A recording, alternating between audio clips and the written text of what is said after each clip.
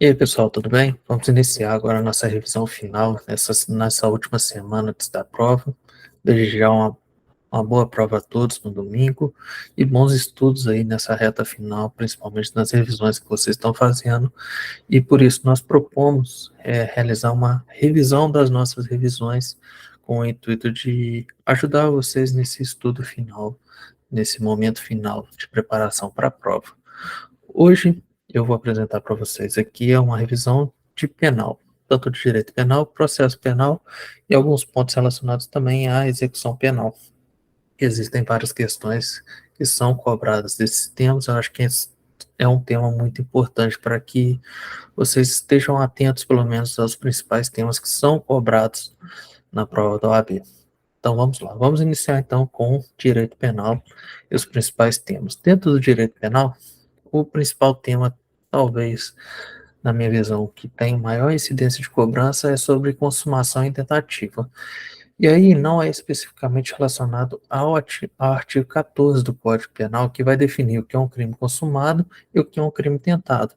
Óbvio que é muito importante vocês terem conhecimento do que prevê o artigo 14 sobre o que é um crime consumado, e nós podemos pegar, por exemplo, fazendo uma leitura do artigo 14, que está lá no Código Penal, vai dizer o seguinte: olha, diz-se o crime consumado quando nele se reúnem todos os elementos de sua definição legal.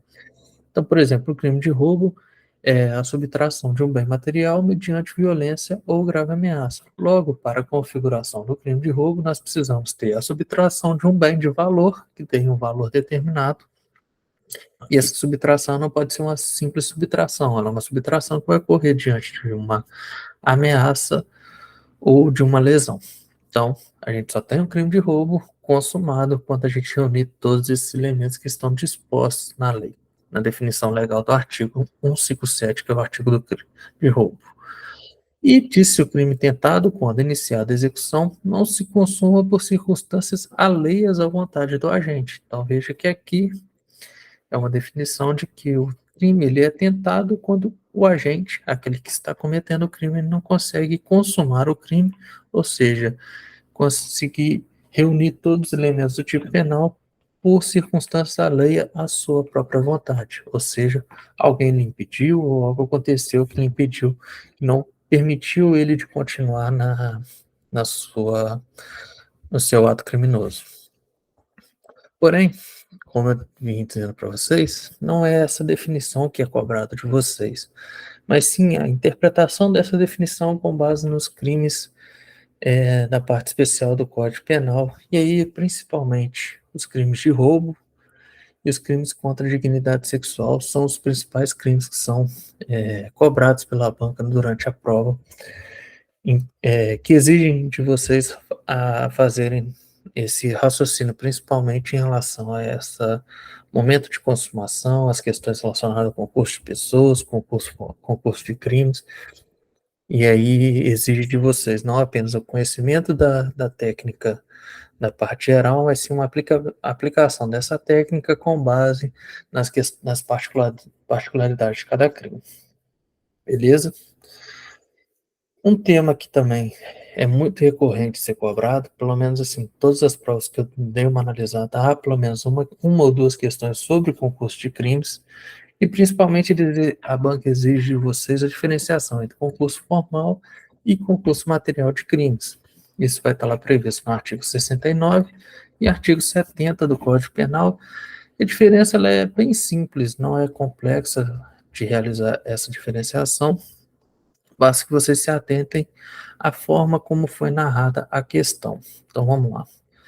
Diz, nós temos o concurso material, quando o agente, mediante mais de uma ação, então duas, três, quatro, cinco ações, pratica dois ou mais crimes, dois, três, quatro, cinco crimes independentes. Idênticos ou não, não necessariamente precisa ser o mesmo crime, pode ser um crime de roubo, um crime de lesão corporal, diferente da lesão corporal do roubo, depois pode vir a ser um crime de furto, então uma série de crimes em sequência.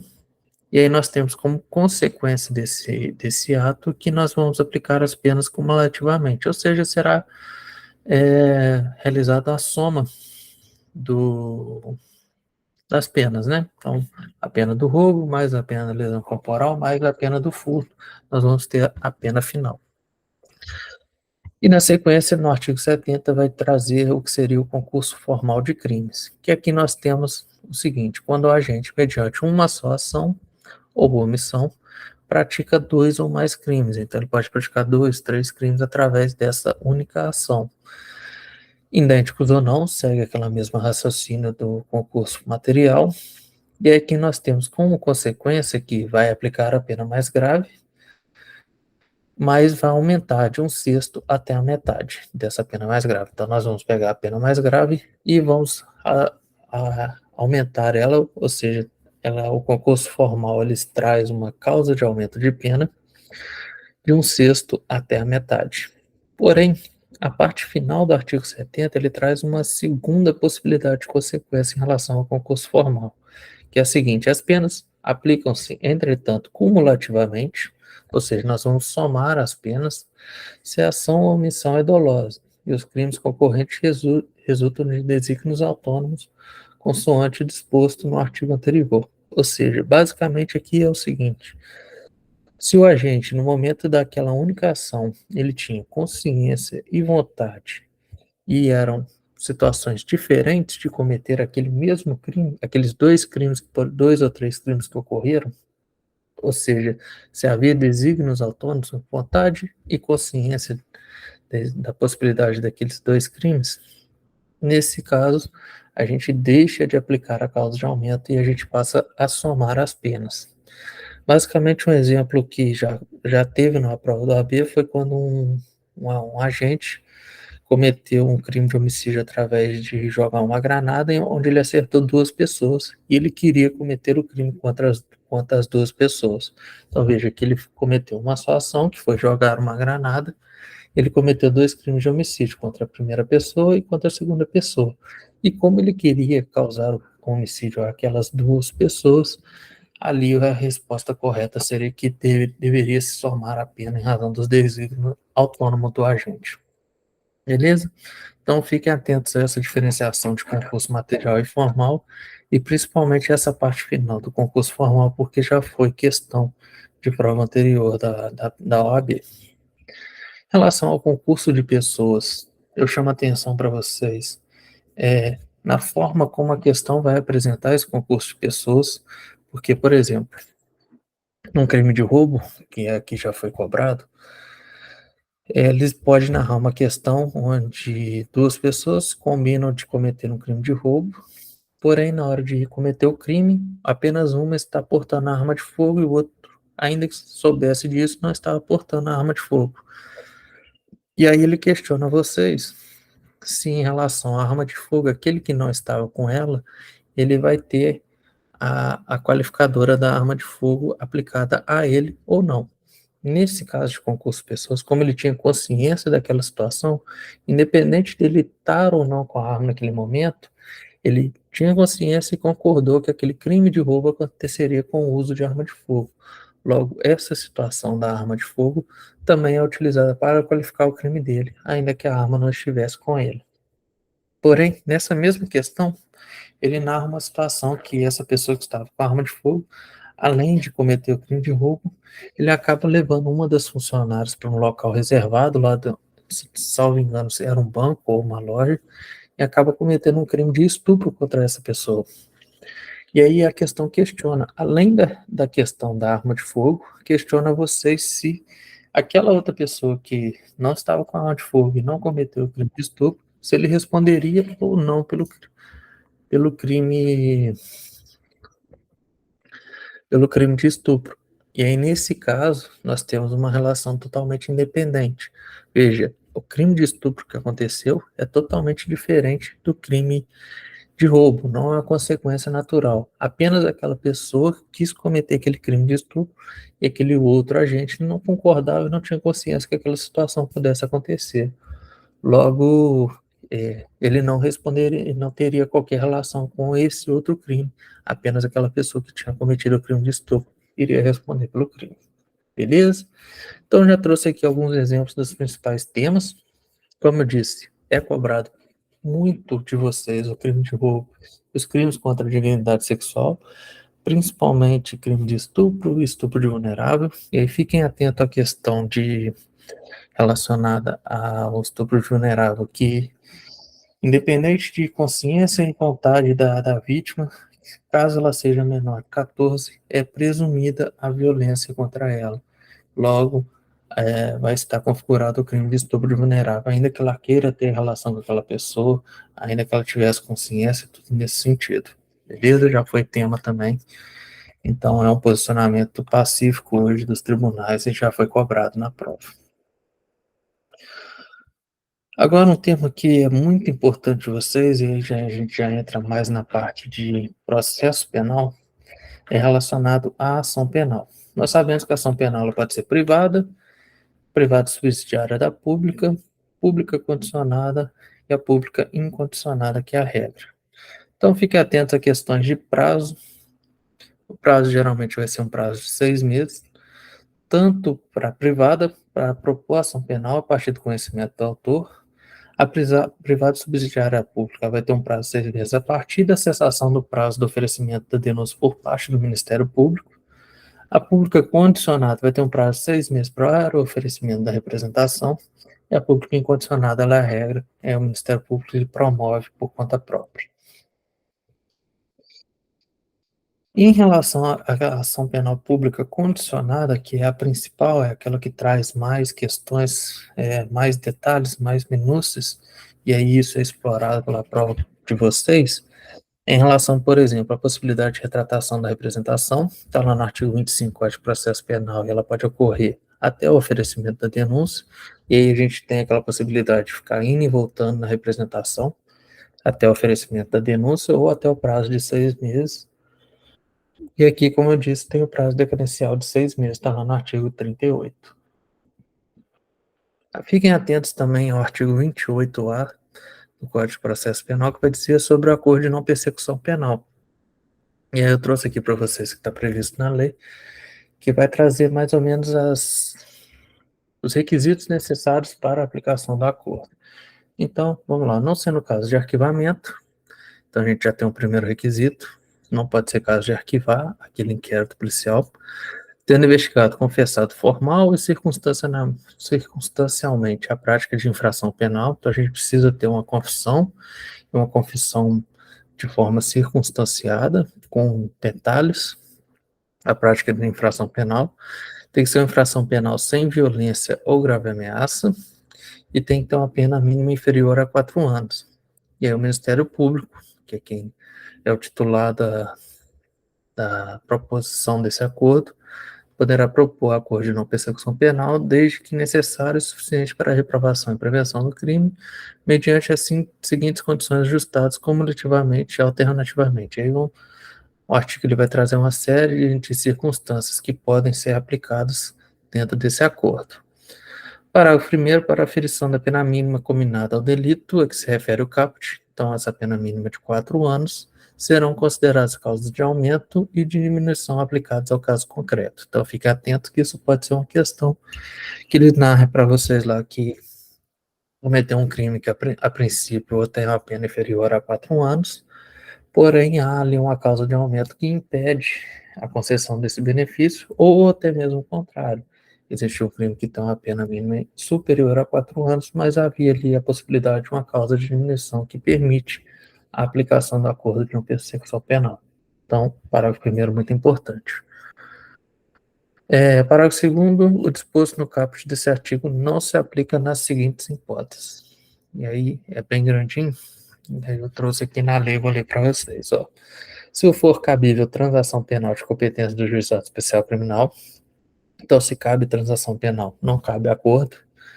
Se o investigado for reincidente ou se houver elementos probatórios que indiquem conduta criminal habitual, reiterada ou profissional, exceto as insignificantes infrações penais pretéritas, então esse inciso segundo é um inciso que ele traz uma exceção à aplicação, ao mesmo tempo que traz uma exceção à exceção.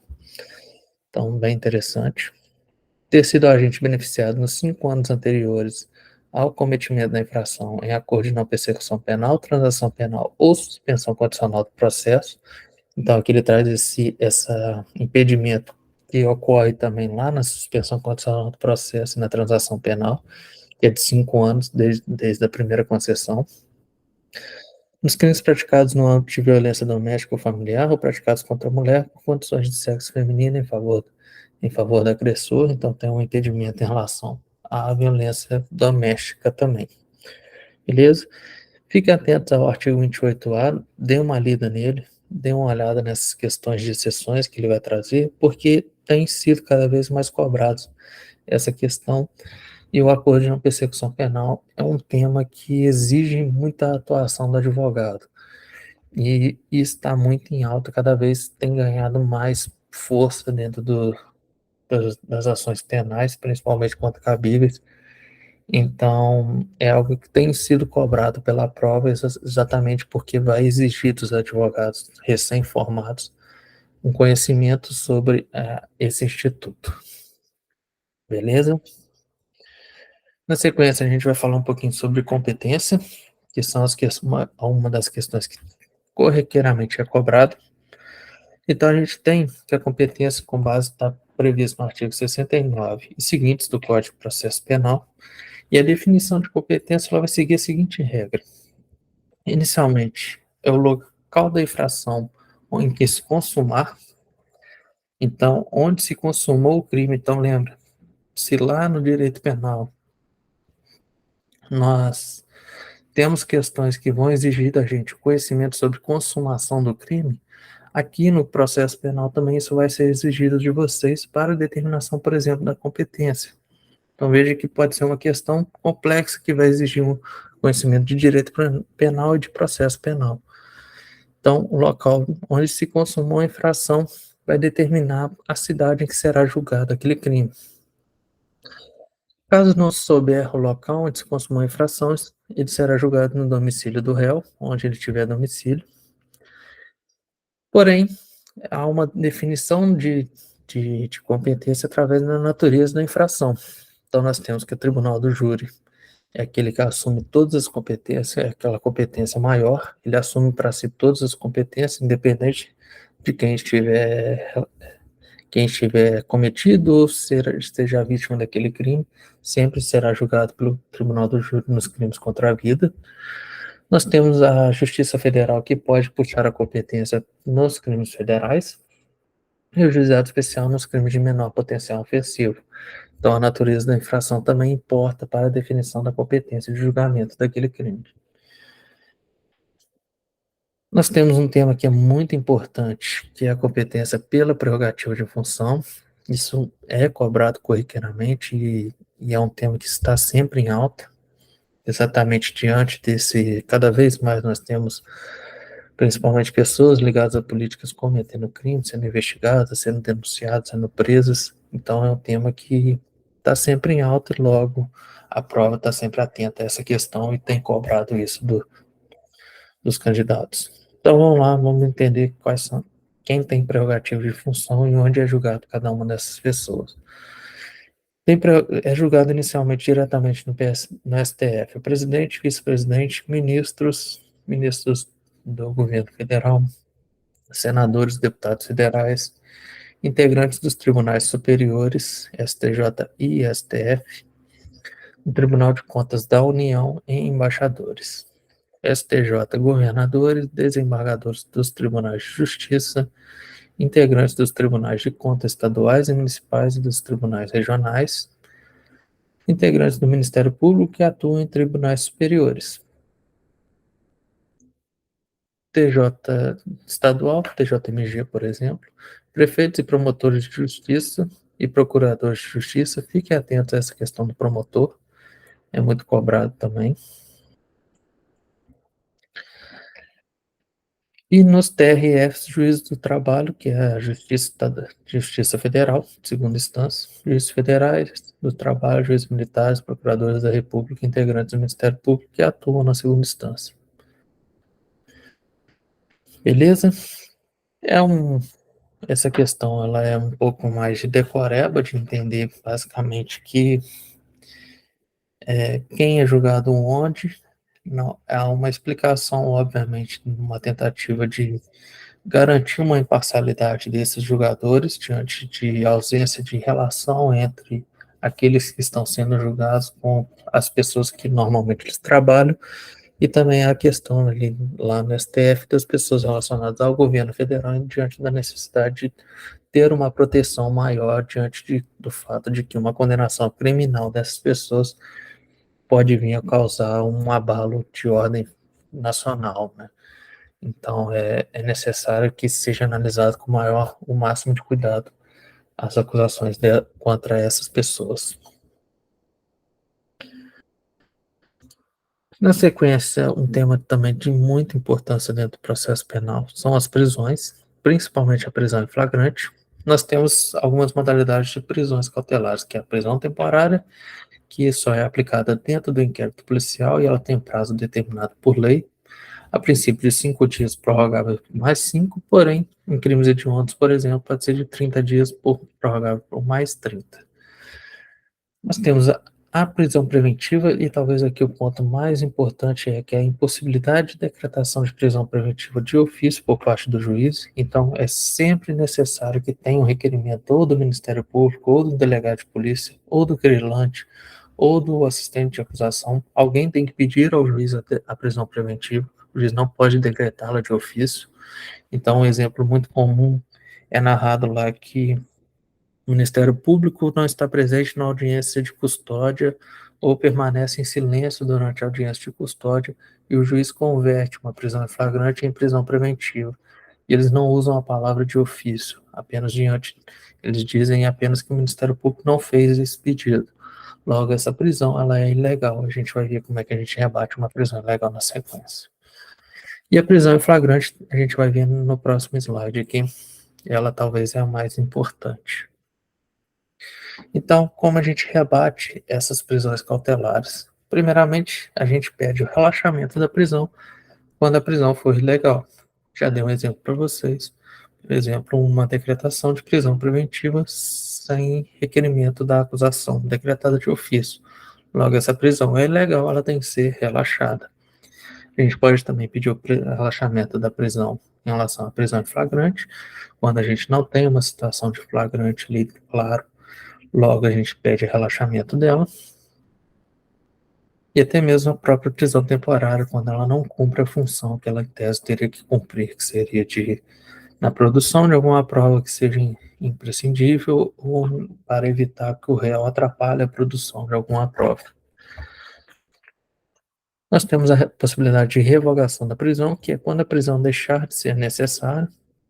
Aqui um exemplo muito comum é quando é decretada a prisão preventiva, quando, em razão do réu estar ameaçando alguma testemunha não prestar seu depoimento em juízo. Então, logo depois que a testemunha foi em juízo, compareceu na audiência e prestou seu depoimento, aquela prisão preventiva ela deixa de ter sua função, logo ela tem que ser revogada. Ela não é necessária, mas já que a testemunha foi em juízo e prestou o depoimento. E aí, óbvio que nós não estamos falando aqui de uma situação de que o réu possa depois querer se vingar dessa testemunha. Se isso não estiver dentro dos fundamentos da prisão, ela tem que ser revogada. E por fim, a liberdade provisória, ela vai discutir a necessidade da prisão. Como a gente sabe, a prisão cautelar, ela é uma medida excepcional. Logo, a liberdade provisória, ela serve para discutir a necessidade da prisão diante de uma série de elementos que a gente consegue demonstrar através da liberdade provisória. Dentro do que é cobrado na prova, o relaxamento é a principal tese, e talvez pode ser que venha alguma questão relacionada à revogação de prisão nessa relação entre prestar depoimento de uma testemunha, algo nesse sentido. Quanto à prisão em flagrante, é muito importante vocês estarem atentos ao artigo 302 CPP, que ele vai dizer o seguinte, ó, ele vai basicamente narrar o que é um estado de flagrância que vai permitir a prisão daquele agente. Quando ele está cometendo a infração criminal, então ele está ali com a mão na massa cometendo o crime, ele acaba de cometer, então ele acabou de consumar aquele crime, então a gente volta de novo naquela ideia de consumação do crime.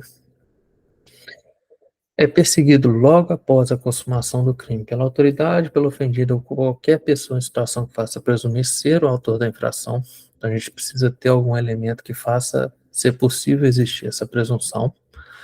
E aí é muito importante aqui que essa perseguição não pode ser encerrada.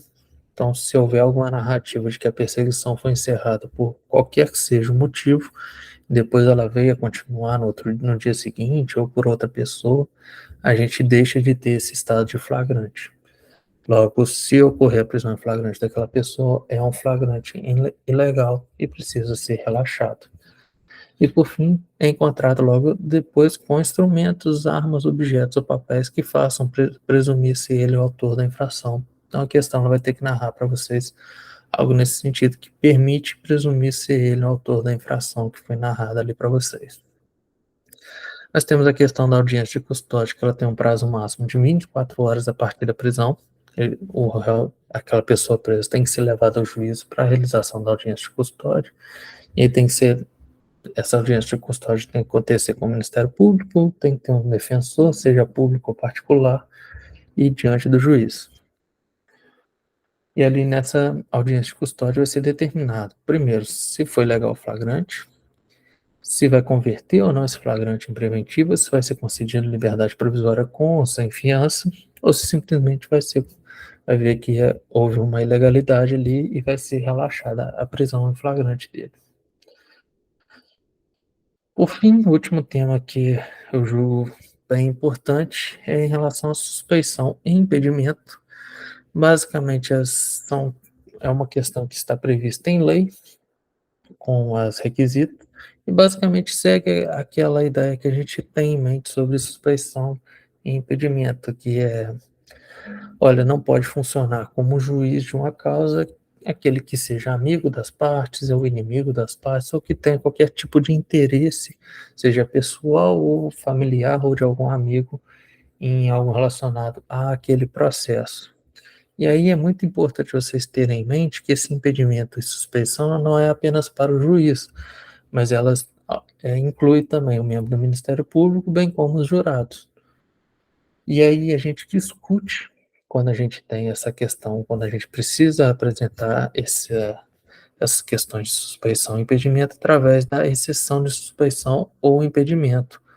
E aí pode o próprio juiz se reconhecer como suspeito ou impedido, ou caso não se reconheça, isso vai ser julgado pelo tribunal, pela instância superior, através de um processo separado, onde o juiz vai apresentar sua defesa, vai indicar os motivos de por que ele não seja suspeito diante, vai seguir um curso de um processo normal, e aí vai ser analisado depois se é ou não suspeito aquele juiz para julgar aquela ação. Por fim, para finalizar, eu trouxe algumas súmulas que são bem importantes para auxiliar vocês e tentar prevenir que seja cobrado algo além do que está previsto em lei. E aí a gente consegue discutir também alguns temas que são importantes com base nessas súmulas. Bom, inicialmente, súmula vinculante 14 é direito do defensor, no interesse do representado, ter acesso amplo aos elementos de provas que já documentados em processo investigatório realizado por órgão de competência de Polícia Judiciária, Polícia Civil ou Polícia Federal, que digam respeito ao exercício de direito de defesa. Isso aqui é um claro exemplo de aplicação do contraditório em ampla defesa dentro da investigação, dentro do inquérito policial. E aí a gente consegue jogar por terra aquela alegação de que dentro do inquérito policial não existe contraditório em ampla defesa. Está aqui a súmula 14 indicando que existe sim e tem que ser respeitado. Então, isso aqui é muito importante, já foi tema de prova, que é o advogado ele sempre tem que ter acesso a esses elementos de provas que já foram documentados dentro do inquérito policial. Não pode ser retirado daquele inquérito alguns elementos para ao dar acesso aos autos ao advogado. E é muito importante também vocês terem noção que para ter acesso ao inquérito policial, não é necessário procuração, exceto nos casos em que é decretado um sigilo em razão do tema que está sendo investigado ali. Então, aí nesses casos específicos, é necessário a procuração. Nos outros casos, de modo geral, na regra, não precisa de procuração para acessar o inquérito policial. Súmula 696 do STF, reunidos os pressupostos legais permissivos da suspensão condicional do processo, mas se recusando o promotor de justiça a propô-lo, o juiz, dissentindo, remeterá a questão para o PGR, Procurador-Geral, aplicando-se por analogia ao artigo 28 do Código de Processo Penal, aqui é dentro de uma perspectiva que é possível a aplicação da suspensão condicional do processo, mas o promotor de justiça ele se recusa a propor essa questão e aí o juiz vai levar como se fosse um recurso para o procurador-geral para ele analisar essa questão e ele pode propor ou não a suspensão condicional do processo. Constitui nulidade a falta de intimação do denunciado para oferecer contra essas razões ao único recurso interposto à rejeição da denúncia, não a suprindo a nomeação de defensor dativo. Essa aqui é muito importante, além dessa questão aqui, vocês ficarem atentos nas questões que narrem que um réu que tem advogado particular, ao ser determinado, por exemplo, a expedição de uma carta precatória, o advogado não foi intimado da expedição dessa carta e na outra comarca em que foi ouvida determinada testemunha através da carta, ao invés de intimar o próprio advogado a comparecer naquela audiência, é intimada a defensoria pública, logo isso é uma nulidade também. Então, fiquem atentos a essas questões de intimação e citação, porque isso gera nulidade e é cobrado também, já foi cobrado durante a prova. Então, principalmente essa questão, por exemplo, não suprimindo nomeação de defensor dativo ou nomeação de defensoria pública. É necessário intimar a pessoa para a pessoa ter o direito de escolha quem irá apresentar sua defesa. Pode ser que ele escolha a defensoria pública, mas ele tem que ter o direito de escolha do seu defensor. Súmula 708 da STF. É nulo o julgamento da apelação se após a manifestação nos autos da renúncia do único defensor, o réu não foi previamente intimado para constituir outro, segue aquele mesmo raciocínio. Aqui, no caso, o advogado renunciou à procuração e logo o réu ficou sem defensor, sem advogado naquele processo. E aí era muito comum que o juiz determine a intimação da defensoria pública antes de intimar o réu.